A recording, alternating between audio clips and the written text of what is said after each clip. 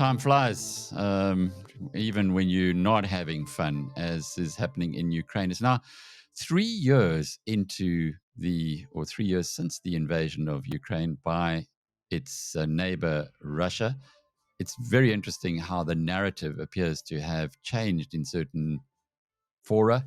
It is forgotten that Russia is ruled by an autocrat who is pretty much a president for life and who comes from the Secret Service. And he was he decided one day, he woke up, I suppose, and decided that he wanted to expand his empire. And the first uh, step on that journey was Ukraine, which is his close neighbor.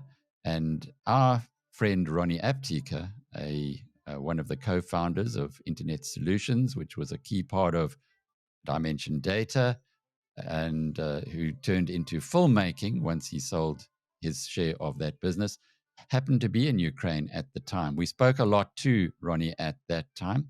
It's time for a catch up and, more importantly, a focus on a project that he's been doing, which I've been watching, which is a movie that, gives the story of pre-invasion Ukraine, at invasion Ukraine, and today. Ronnie, good to talk to you. Where are you at the moment? So like, I'm in London. We got to London at the end of last year. We were in Poland for almost 2 years, and I was going back and forth between Wrocław, which is in southern Poland, about 4 hours from Berlin, just to give you some geography in the car. And I was going back and forth between Kyiv and Wrocław.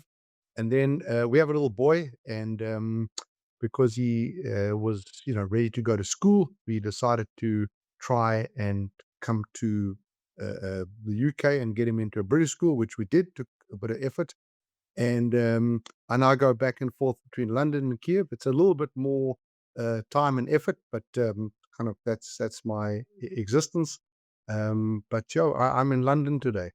And you really have developed a love for Ukraine. It hasn't just happened. When we spoke before the invasion, you were pretty bullish on the country, and almost, it struck me that this was a place you wanted to spend the rest of your life in. That's I couldn't have said it better. I thought I'd be there till I was old and grey, and I hope I still can be. As a tech entrepreneur and as a storyteller, it suited me. And as someone who's quite pale, as you probably well know, the colder climate and the tech kind of landscape there, which they are they're known to be the tech hub of Europe, and also filmmaking was opening up before. We always forget the pandemic, and as they say in Ukraine, those were the good days. Nothing good about the pandemic, but compared to the war, they'll take we'll have pandemic back in a flash. But filmmaking was developing too. Kiev was challenging Prague as a Hollywood destination, and I remember 2018, 2019, and even before, but especially those years running up to the pandemic, there was always sightings in the local news of stars in Ukraine, in the capital, with film projects. And then, of course, the pandemic came and everything stopped globally. And then when I thought it was all systems go again in January 2022, when the pandemic was ending, as you said, their neighbor had other plans. And it's a terrible tragedy, Alec. Nobody in Kiev understands why, like, there is this war. No one was walking around America going, let's invade Russia. It's nonsense. Who was invading Russia? So why Russia attacked Ukraine? I mean, they say there's so many narratives they put out there in their propaganda. Ukraine was about to attack them. Well, it's just no one knows what that even means. Ukraine's much smaller than Russia. It's not a small place, Ukraine. But why was Ukraine going to attack Russia? It just makes no sense. So this Russian invasion, it's a tragedy. It's sad. It's worse than ever. It's almost, entering the end of year 4 in February 22. It'll be, 24th of February next year. It'll be into the 5th year, and people are dying for no reason, on both sides. But it's sad, and the trauma that it's causing, and the pain. I've had terrible trauma. When I spoke to you last, Eric, a few years ago, I was in a terrible state of shock. The shock has worn, off a bit. We still get shocked every week. We've had some Sadly, some friends die. You know, it's really not a pretty story. And here in London, Alec, you lived in London, so you know. Everybody says it's an educated place, and maybe it is. I don't really go out a lot. You know, I'm quite reclusive, and since the war started, I kind of keep to myself. But I'm amazed at how people know nothing about this scenario. But maybe that's fair. People don't know about Sudan. They don't know about Central Asia, Central America. There's conflicts all over the world. Africa, there's conflicts in so many places. Um, so why should they care about Ukraine? I don't know. But I am amazed considering how much airtime it gets. People will say, "Is that war still going on?" You articulated it correctly when they say, "Is there still war in the Ukraine?" I said, "It's not the Ukraine. It's just Ukraine. It's not an area. It's a sovereign nation that was, doing its own thing, and it was actually growing at an incredible rate." Alec, Kiev was always said to be like the next Berlin, and I will bet the farm that if this war hadn't started, it would have been the hotspot of Europe within the next couple of years. Filmmaking, tech entrepreneurship, fashion, creativity, dental tourism was exploding all over Ukraine. Like people from Germany, Switzerland, Austria would come there and fix their teeth and have a holiday. They got world class dental practices, private medical, facilities opened up in the last few years. The eating, it's better than London eating, in my opinion. You know, so it's really sad. It's really sad that this big country, with resources. I looked on Google a few years ago. I need to look again, but if I'm not mistaken, like Ukraine is in the top 10 countries in the world in terms of a basket of resources. I know they're referred to as the breadbasket of Europe. If I'm not mistaken, they're the biggest iron ore. Uh, um, they're the biggest iron ore deposits in Europe. They've got some of the rare earths that everyone talks about these days in the news. There's brain power there. Ukraine was the brains trust of the Soviet Union. One of the reasons you hear from a Ukrainian perspective of why Russia invaded, it's like Ukraine was this beautiful ex-girlfriend that was blossoming and growing. And Russia, Putin wanted her back. He was jealous, and he couldn't get her back, so he beat her. Like tried to beat her. That's one metaphor. It's really, really sad. And the city of Kyiv, and there's many cities in Ukraine. I've traveled a little bit through Ukraine. Like South Africa, it's hard to beat South Africa. South Africa must be the most beautiful land in the world. I mean, I love South Africa and I miss it. And it is physically beautiful, with soulful people. But I found the same in Ukraine with a better climate for me, with a cooler weather, and a tech scene. I mean, the tech scene in Ukraine is way, way bigger than in South Africa. It's the biggest in Europe, so it's really an exciting place to be. And the tech scene hasn't stopped. Now we are living through the world's first big drone war, and Ukraine is leading. And there were two big announcements. I read the local news every day. So there were two big announcements in the last 24 hours. The one is they've successfully tested their Flamingo missile because they're waiting for other countries like America to give them long-range missiles. So they're developing their own. They can't wait forever. And the other big announcement is they've set a date in November that they're going to start selling drone technology, I guess, to raise money because they can't, they need funding. Um, and there is a tech investment. I wouldn't say boom. Boom's probably the wrong choice of words. Boom. But there's a tech investment vibe going on in Ukraine, where a lot of foreigners are coming into Ukraine, investing money in drone technology and other war and military technology. So it's quite incredible, how uh, um, things are progressing and developing. I was going to say quite incredible, like to see how war is developing, but I don't know anything about war. Like me and you don't know about war until the last 3 years, and I've lived through war and I've seen things that you don't want to see, and I've experienced things that are frightening, and there were some times where I thought we weren't going to make it. It's scary and it's tragic, and you know, I've seen like what a direct impact of a missile can do, and you go, wow, it's just pure evil, you know. I've spent enough nights, Alec, in bomb shelters, to tell you that there's a whole story about just the life in bomb shelters, the socializing, that kind of dark humor when you think, well, I mean, I don't know anyone who's died in a bomb shelter, but it is scary. And one of the reasons, in my opinion, that people go down to the bomb shelters is not because you're scared of dying.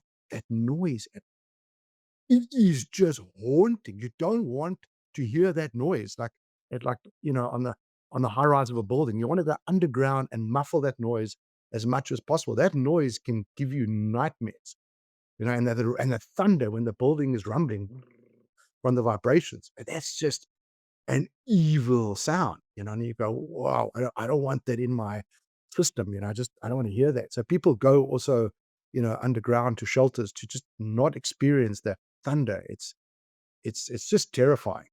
The Brits still talk about the Blitz in 1941, and I guess this is something that generations of Ukrainians are going to be talking about. But Ronnie, let's go back to this project. Where did the idea come from? Given that you started it all, it's 3 chapters now, and you can see it on YouTube. It's available to anyone to see, and I would strongly recommend. It's a lovely, lovely night to sit watching those 3 chapters. You become a bit better informed about what's truly happening in Ukraine. But it started in 2018 before COVID. When, yeah. So, what was the purpose back So, then? so it actually started. The writing of it started 10 years before that, in about 2008. Me and Craig Frymont were in Kyiv, uh, uh, um, trying to find stories about anything because of the beautiful landscape and the humor and the creativity. And we were just looking for human stories. And it was like a hobby. And every time we wrote one, it just didn't feel true. We didn't understand the culture well enough. When we went and got coverage from Ukrainians on the story, they said it's not feeling authentic enough. And then we left it for a while. And I basically was living in Kiev, for quite some time. And I turned my attention to IT entrepreneurship. I said, let's try and tell a documentary story. So the first iteration of the film was meant to be about IT entrepreneurs in Kiev. And I had incredible access to entrepreneurs through living there, through some friends, through my own track record. And slowly my network there grew, and I had a really good circle of IT entrepreneur friends and colleagues. And in 2018, we started shooting this documentary. We were halfway through when the pandemic started, and then the whole world paused because films with masks on aren't really that visually exciting. And I thought it was all systems go in January 2022, and I was starting to book airline tickets that month for the crew to come back to Kiev, and the invasion started. The full scale invasion started, and everything changed. Where were you when you heard about it? Where were you I was sitting in when our the in invasion our began? flat in Kiev. I was sleeping. I was sleeping, and the building started shaking. And it was like about 4:35 in the morning, and I'm shaking my pants. I was one of the people in Kiev with mainly mainly locals. In fact, I can't say there were any other foreigners that I knew, and none of us believed it was going to happen.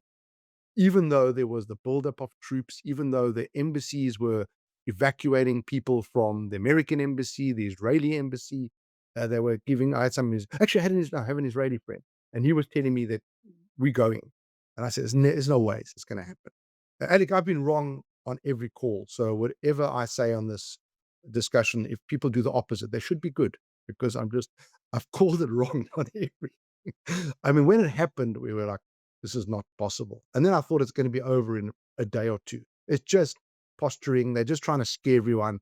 The fact that it's into year 4, I mean, you know, it's just all impossible to believe. So I was at home in Kiev, and the war started, and we have a little boy, and we decided, after a week, it's like, this is not, it's scary, it's dangerous. Um, and we left. Um, we came to SA for a little bit. Then we went to Poland to be closer to Ukraine, and also we couldn't get a visa for my wife. It was also not the easiest story. She's Ukrainian? She's Ukrainian, yeah, yeah. My father's parents were from Ukraine, actually, you know? I didn't know them, but they were from Western Ukraine. Uh, um, but, um, yeah, then we landed up in Poland, because it was closer to Ukraine, and there's a big Ukrainian community, and then we applied for this refugee visa, to come to the UK, and here we are in London, basically because of our little boy. And the film had to change. Everything changed. Our lives changed. We have changed, and the film had to change too, because you couldn't tell a story about Ukraine anymore and ignore the elephant in the room, the war. So we had to change the story, and it changed from IT entrepreneurs to the people of Kyiv and how they were living this dream, the Ukrainian dream. And you've seen the film. It was a dream. I thought I was living in the best kept secret in the world. I had quite a few friends, some of them come and visit, uh, and they were all amazed at the tech, at the eating, at the city is just beautiful. People know Prague and Budapest, but I argue that Kiev is more beautiful and much bigger. There's so much to see and do in Kiev and the rest of Ukraine. And the war, we had to change things, and the story became about how these people learn to adapt and change. But Alec, as you pointed out, as you hinted at it, the story is not over. We've done 3 chapters. The 4th chapter, which we're busy planning, is about the theme of exhaustion, because that's really what Ukrainians are suffering from. They are exhausted. We're exhausted, and we're not currently in Kiev at the moment. I was there a few months ago, and I'm aiming to go back. I'm hoping next month, but I don't know. We've got some visa issues. Yeah, How does Zelensky keep it all together? You would wonder that at some point in time, people would say, "Oh, no, really, just give up. Let these Russians come in. Let's just get peace back in our lives, get back to normality." it's a very good point, and it's a difficult discussion. I don't know if I have enough insight or authority to comment on it, but I can share my perspective. Like, Zelensky's popularity has dropped, but he's still commanding, at least from what I've read in the polls, 60%. It used to be much higher. But more than half the country will not stop supporting him and will not give up. Too much blood has been spilled. They hate the Russians, and it's understandable. I mean, it's not war, Alec, it's terrorism. I mean, they are bombing residential complexes, hospitals, kindergartens. And, from a Ukrainian perspective, the world just watches. I'm just, like, it's just shocking. I know people help, but it's never enough. It's always too little, too late. How Zelensky doesn't crack, I don't know. He just has to keep begging and begging and begging, because that's what he does. And he's damn good at it. Uh, um, but I don't know how he keeps it together. I mean, And that White House meeting where he was ambushed by Trump, in the same way, I suppose, as that Cyril was ambushed by Trump. Yeah, that was shameful. But then they had, subsequent meetings. And then the last one, which was a week ago, was it about a week ago? Yeah, it was, I think, last week, Friday, or the Friday before, 10 days ago. That one wasn't publicized, but all reports is he was lambasted again. But I believe that he's shouting match. learned, Mm. yeah, but I believe he's learned to, bite his tongue. You know, I mean, whether you love Donald Trump or hate Donald Trump, he's got the power. I'm not a Trump fan, but he's got the power, so people can laugh at him all they want. What do they call him? The orange orangutan, whatever they want to call him, but he's got the power.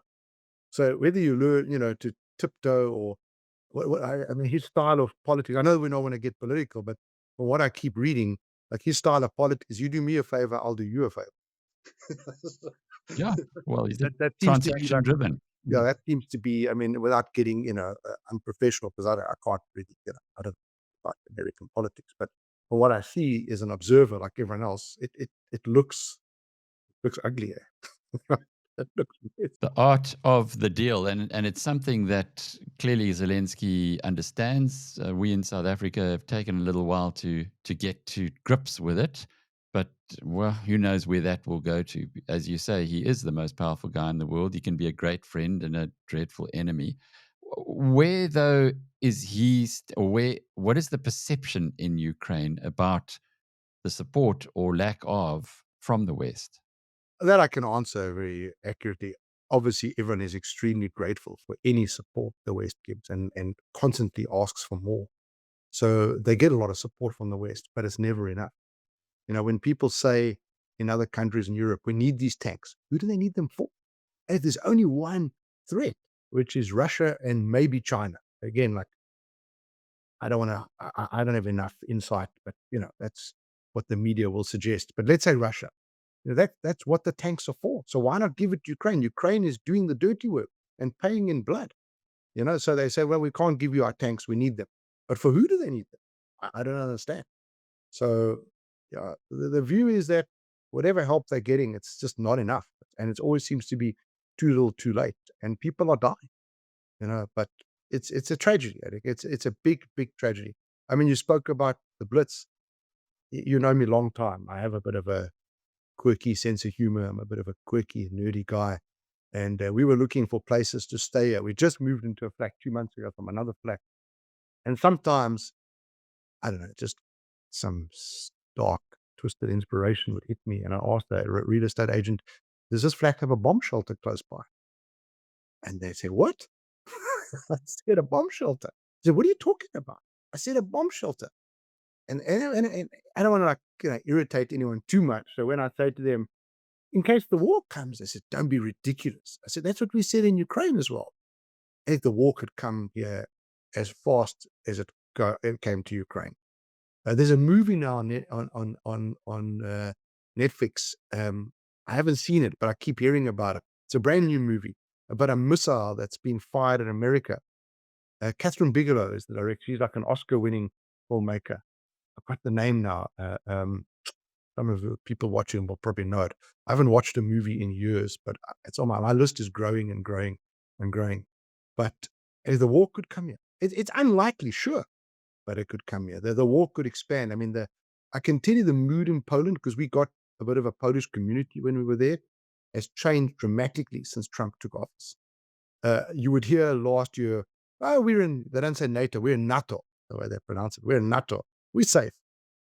I don't think anyone has that view anymore, you know? I don't know if they're safe in Poland. I mean, all those drones that came into Polish airspace, it's not an accident. No one believes it's an accident. The Russians are testing. They're testing how far they can push things. And I guess if anyone is listening to this, because I saw some of the comments on that interview from a few years ago, some of them are quite nasty and didn't make any sense. And people will say, Ronnie's crazy, or what is he talking about? He dreams of war. I don't dream of war. You know me, Alec. I'm a dreamer, and I believe in magic and storytelling. I'm not a violent, aggressive person, quite the opposite. But this is really what it boils down to. If people believe that the war will stop at Ukraine, then no one's got any problems. And if you believe that if they conquer Ukraine and they will go further, then we have all of a problem. And that's really boils down to what you believe in. I don't believe they're going to stop at Ukraine.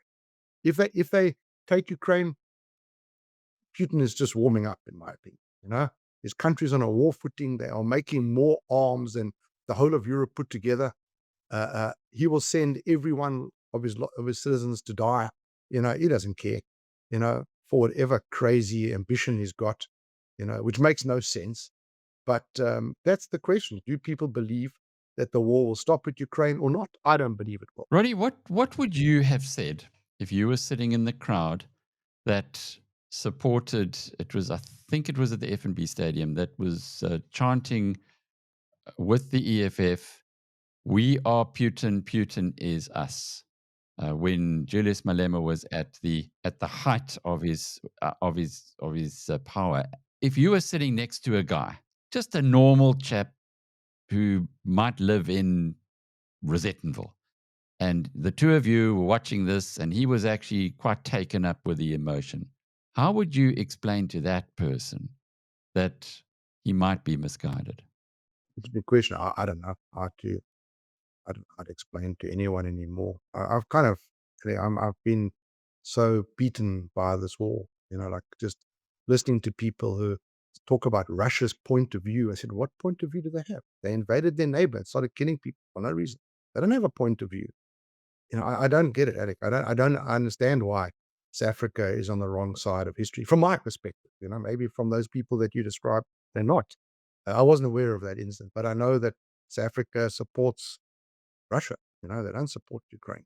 From my understanding, maybe I'm wrong, but that's my understanding, and I find it quite sad and embarrassing. But I don't know why things, you know, happen the way they happen. And I don't understand it.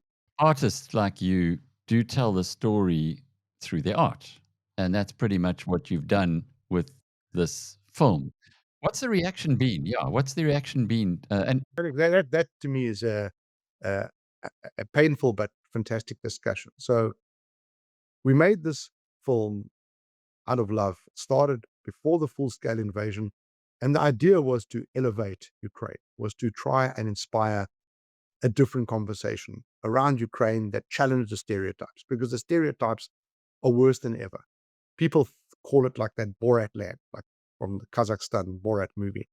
You know, it's a sophisticated landscape. The cities of Ukraine are modern and beautiful, but it has no marketing.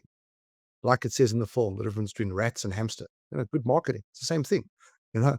So for some reason, people think Ukraine is full of gangsters and mafiosa. I never met any gangsters and mafiosa. That's in Hollywood movies. As you and me both know, so many times the villains in Hollywood movies are South African or Ukrainian. Why? I don't know. But they are. Corruption? Yes, there's corruption in Ukraine. It's a big problem. There's corruption everywhere. I would argue that there's more corruption in America under Trump than there's anywhere else in the world. And he's so open about it. But again, I'm no expert on that. But yeah, Ukraine has a corruption problem. South Africa has corruption problems. But it didn't affect me. I'm not in the business of corruption. I'm an IT nerd and a storyteller. I don't know anyone who's dealing in corruption or who's dealing in mafiosa, activities.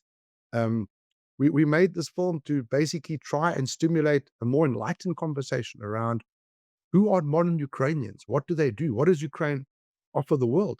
Who is of Ukrainian origin? You'd be like amazed at how long the list is.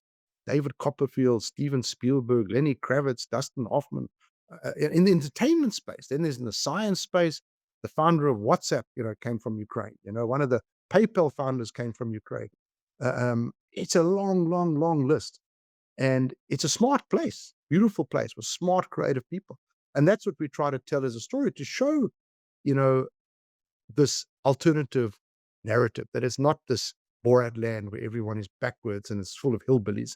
Um, then the war happened and the story had to change around how these people, these modern citizens in Kyiv, survived, because of the shock that the shock that I have been through. And the story is far from over, because the next chapter of the story will be about the exhaustion. And then a fifth chapter will be about the end of the war, whenever that is. And then the most important chapter, Eric, which you could even say South Africa has this chapter still to come, is what happens after the war ends. The government in South Africa changed. It might be too soon to tell the story. Is Africa a big success because of all the challenges? You know more than me.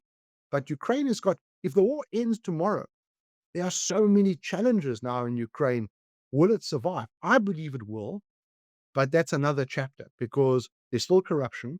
Then you've got the trauma, the shattered economy, the amputees, the alcoholism, all these things that you don't read in the news. You read about destruction, death, hitting infrastructure, electricity grid, but you don't read in the news. I've never seen news about the alcoholism, the online gambling addiction, the divorce rate, which is up a few 100%, the PTSD, the trauma, the amputees. The last I read, there was approximately like somewhere about 50,000 plus amputees in Ukraine, and it's growing and growing. That's a generation of Ukrainians that someone in the family is going to be missing arms and legs. And the partner, the spouse, and the kids are going to have to be incredibly strong to get through that. We haven't even begun to see that part of the pain and the trauma. It's like there's so many dark, themes ahead in Ukraine's survival that it's going to be a hell of a story. I believe Ukraine will survive and heal. It's going to be generations, as you said, of pain. But Eric, we haven't seen anarchy in Ukraine.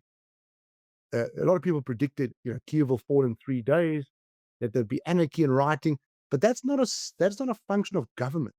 That's a function of society. the society there, as it's captured in the film, is helping each other.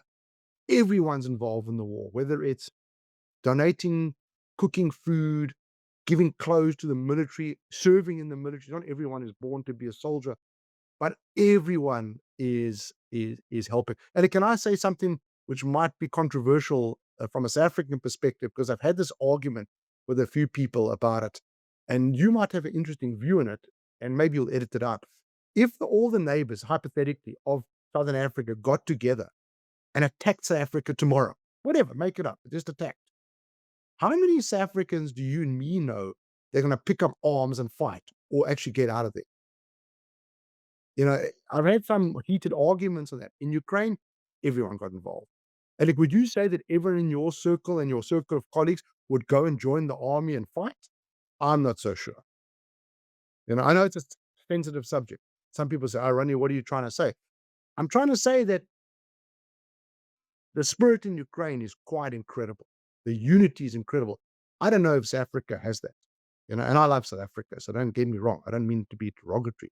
But there's something quite incredible about the society in Ukraine, that everyone is helping. When you're in the bomb shelter at 3 in the morning, and sometimes it can last the whole night, everyone knows their neighbors. It's there's a social implication of getting together in a bomb shelter, in the winter especially, with babies, and you're helping the neighbor rock the baby, it's like, wow, I just, What's the path to peace?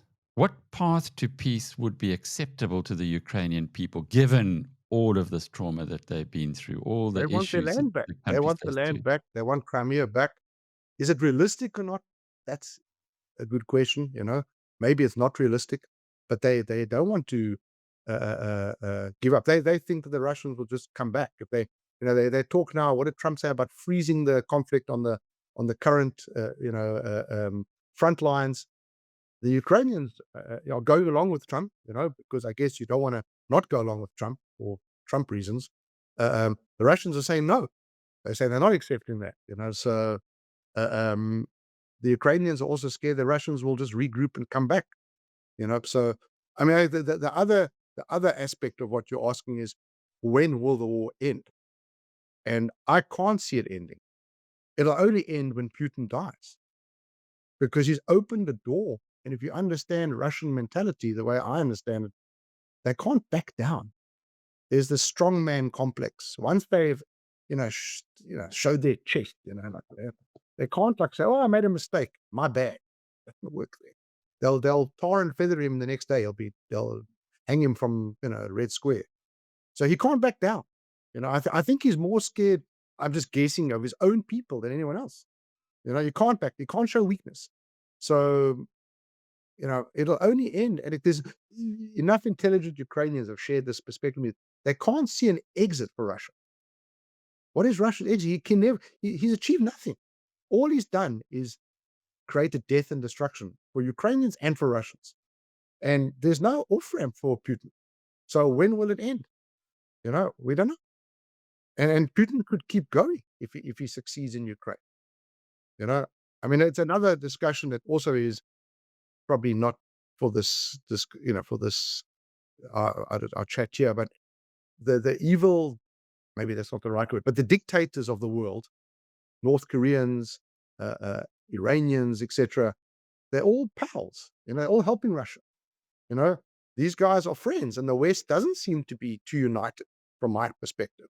So maybe that the war has been suggested as emboldening these dictators. Maybe they will do something to the West. I mean, one of the things that is fascinating is the subject of asymmetric warfare. From a few months ago, was it 6 months ago, Operation Spiderweb, which got all the world's attention. The Ukrainians, they're smart people. Took them, they said, 2 years to plan that.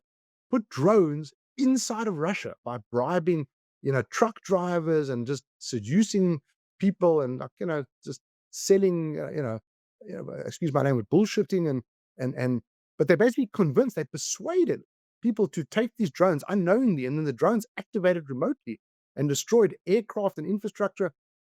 That has woken up the world's militaries. People could attack America from inside America? How does air defense help you if suddenly drones launch from from truck doors that open and attack a stadium for the people? I mean, it's scary. It's like Black Mirror stuff. So yeah, I mean, but to go back to your question, Eric, we can't see, sadly, an end to the war. It will end, but only when Putin dies. Unless something, unless somebody kills him. But I don't see him dying soon.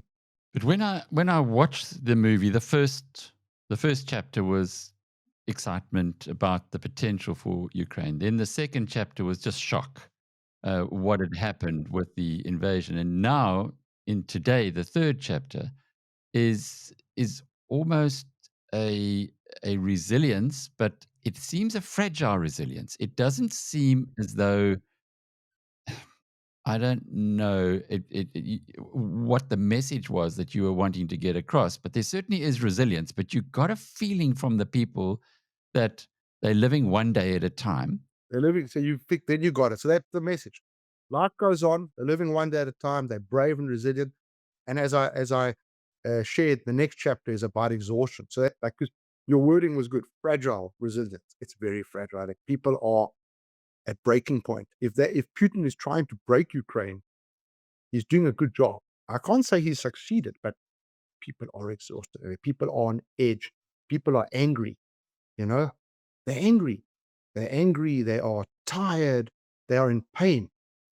You know, I mean, I feel it, Alex. So uh, um, it's it's it's it's um it's a sad, sad, sad story, and it's pointless, Alex. We don't understand the point of it. What is the point of this war? No one knows. And so, what is the point of the movie? If you say that the war is pointless, why did you invest all this time, energy, effort, money, love into this quite superb movie that you've put together? And as you say, the chapters are still to come, further to come. So that's a nice question. I mean, the point of the movie was to share, like I said earlier, this enlightened narrative about what is Ukraine, what is modern Ukraine, what is the capital. It's a film's about the capital, Ukrainian culture, but it's in the capital. It shows the beauty of the capital. It shows the humor of the people, the quality of life. Uh, Quality of life. I mean, Russians are shocked. You've seen this over the news. There's all these jokes about them stealing toilets. But I mean, Ukrainians had a high standard of living compared to their neighbor. Um, and we were living a really, like, privileged life in Kiev before the full scale invasion, with amazing food and culture and beauty and laughter. We were booked to go and see Louis C.K., the famous comedian, that Saturday night. The bombs dropped on the Thursday. Saturday night, I had tickets to Louis C.K. in the center of Kiev, and we obviously didn't go. He didn't make it to Ukraine, but everyone was coming to Kiev. And everyone was coming. Madonna came, the Red Hot Chili Peppers came, Depeche Mode. I did my first trip to Kiev. It was through an innocent university program that my friend was on, and he got an invitation, and I went with him. And it was this December. I think it was either 18 or 19 years ago, this Christmas. And the big billboards, Depeche Mode in Kiev. And every year up until the pandemic, there was every February Depeche Mode in Kiev. And I thought, wow, never saw Depeche Mode signs in Joburg. I love Depeche Mode. And everyone was coming to Kiev. Filmmakers were coming there. We saw in the news, it was Tom Cruise one day, then it was Jean-Claude Van Damme. He used to come often.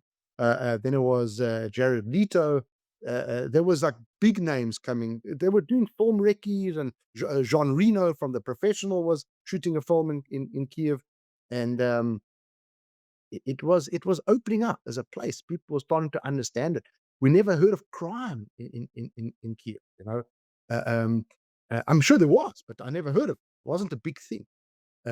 People didn't drink and drive, contrary to the stereotypes. Like in London, you drink, you get a taxi, you leave your car. That was my experience. Maybe some other people are different, but that was my experience. My circle of friends all spoke English. The film was made, Alec, in English to, again, challenge the stereotypes. People say they don't speak English there. Most people I know speak English there. Maybe not the best English, but some of them speak pretty perfect English. And that was, again, so we were trying to show that Ukraine is a place worth learning about, worth understanding, worth visiting. And then the war started. Now, maybe you shouldn't visit until the war ends. Uh, um, but we're trying to show this is what the world will lose, Alec, if Ukraine disappears. This place was a tourist explosion waiting to happen. Everyone's looking for new experiences in life and new things to do. The eating, the landscape, the culture, the way they dress with those vishivankas and their own clothing. It's just beautiful. They've got, the city of Kyiv is 1,500 years old. There was no Moscow before there was Kyiv. They're trying to rewrite history, but the Muscovites came from the Kievan Rus, where the place the Vikings found. And it's we were trying to capture in the film, what the world can embrace and enjoy, and then of course there's the sadness if it doesn't survive. But Ukraine is a very smart place with smart people that are doing creative things. So many apps on my phone were made in Ukraine. We all use these apps and we don't think where they come from, but a lot were made in Ukraine. Maybe the company is British or American or Israeli or German, but the developers are in Ukraine. And there's lots and lots and lots of stories. I know, a lot of entrepreneurs. Clickatel, that big story. What was his name? De Villiers? I don't know him, but I know of him. I'm sure their system, their platform was built in Ukraine. I'm trying to think of other South African platforms. Well, I know Grammarly, which I use all the time. Any writer should. That's a Ukrainian company. That's a pure homegrown Ukrainian unicorn. Absolutely. But with all of that tech, surely that gives Ukraine an advantage at some point in this war. And I remember reading a book by Moises Naim, who's a exiled Venezuelan who works in very high esteem in the United States. And the book is called The End of Power.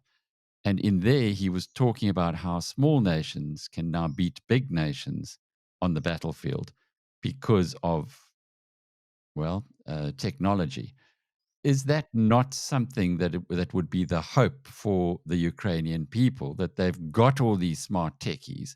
They have managed to wipe out dozens of long-range Russian bombers. Now, if they can get missiles, the long-range missiles that you mentioned earlier, that Flamingo, if they can start getting their own munitions, well, perhaps then the Russians would decide that it was too big a cost.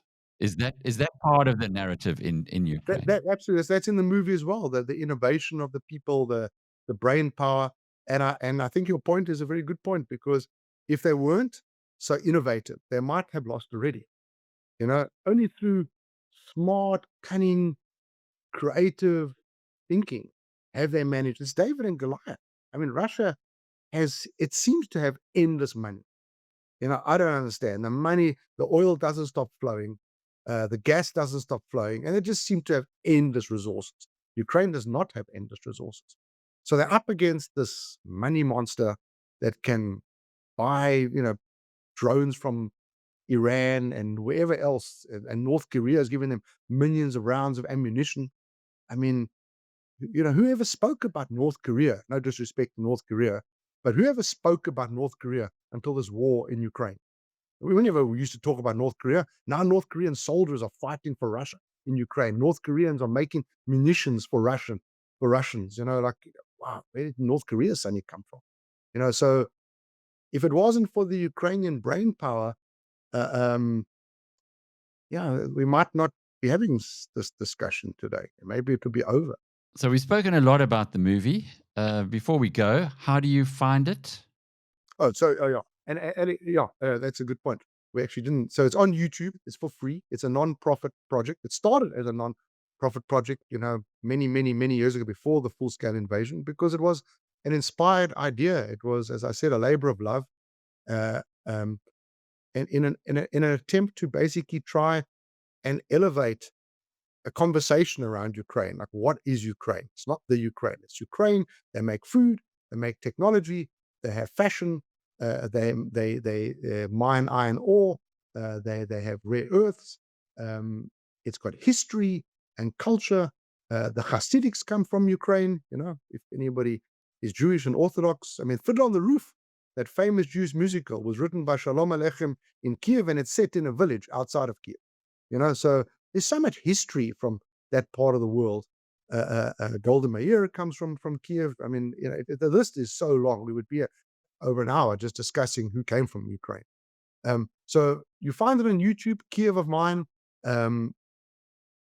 Share it with your friends. It's very moving, if I say so myself. I mean, I'm part of the team, so I hope that we did a good job. I think we did. The numbers are small, Alec. We're not famous filmmakers, Alec. I've known you a long time, and I've got about as much film credibility as you, and you haven't spent 20 years busting your chops. That's not true at all. But it's true. You've had I some mean, good movies. It's but some really. doesn't mean we have credibility. We maybe with you have got some credibility, but if we phone, actually, Alec, this is a good point, because it's something that is incredibly interesting discussion. And Sean Penn did a podcast on this last year, speaking about, because he made a film called Superpower. I saw it. I wasn't crazy about it, but it's Sean Penn, and they battled to get it out there. And you won't be able to find it. It's on Paramount Plus. It wasn't a big deal.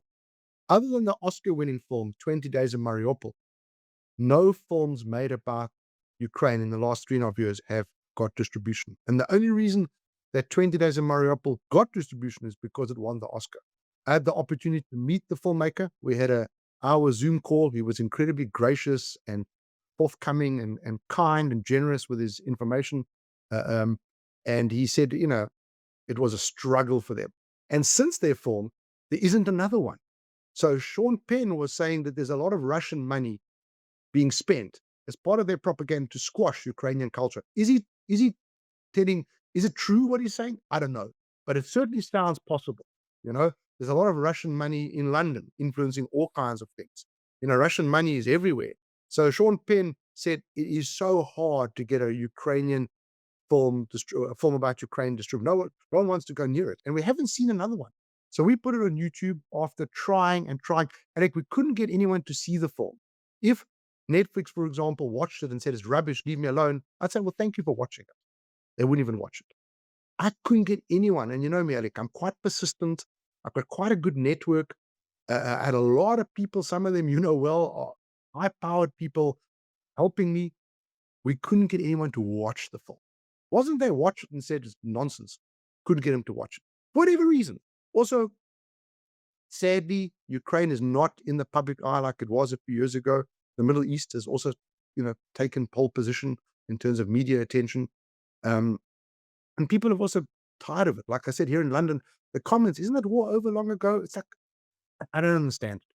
I don't really get it, So we put it on YouTube. There's no monetization. It's a beautiful piece of work. The commentary is very encouraging. And it's doing exactly what it's meant to do. If you look at the comments, people are saying things like, wow, I knew nothing about Ukraine. This place looks amazing. And we go, that was the whole point. That's why we say to people, help Ukraine, support Ukraine, tell people about Ukraine, give money to the army. If Ukraine disappears, this amazing place will not be enjoyed by you, me, or anyone else.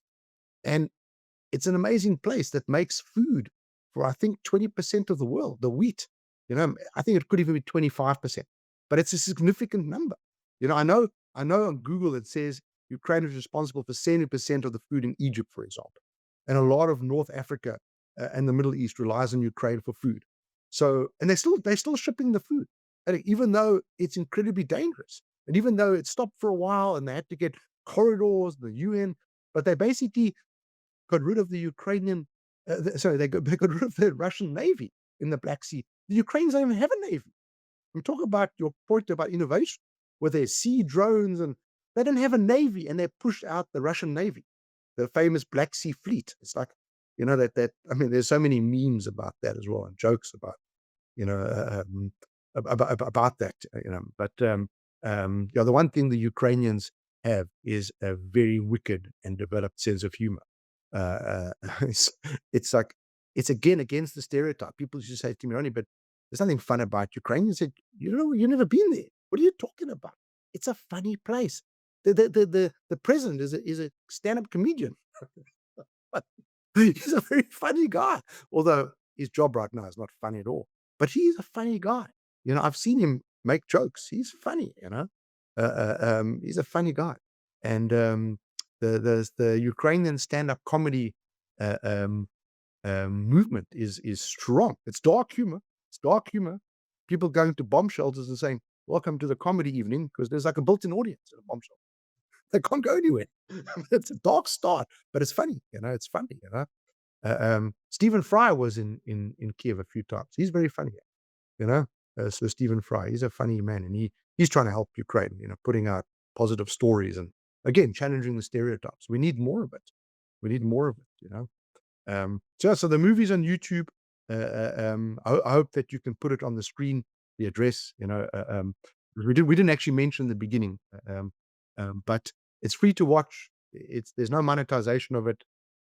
All we ask is people tell your friends to watch it. And as a South African, considering the South African government's position, it'll be great if more South Africans understood about what is Ukraine and what the world could lose if Ukraine disappears, because it'll be a huge other tragedy. And it's not guaranteed that Ukraine will survive. I believe they will. I believe there's more pain to come, a lot more pain to come. And I believe these are dangerous times. But I believe Ukrainians are resilient. Like you said, it's a fragile resilience for sure. They are exhausted. They're also exhausted of their own internal problems, the corruption and other things like that, which is so unfair considering there's a war. How can there be corruption in a war? But there is. But the Ukrainians I know are good, hardworking, wholesome people. I don't know bad Ukrainians. I'm sure they exist. Just like Ukrainian crime exists, I never experienced it. I never had any fears walking around at night in the city, but I'm sure it does exist. But it wasn't a thing there. Ronnie Apteker, South African entrepreneur, filmmaker, and Ukrainophile, I guess you could call it. Thank you for sharing your story with us today, and also for giving us the backstory to a movie that is available to all on YouTube. And I'm Alec Hogg from biznews.com.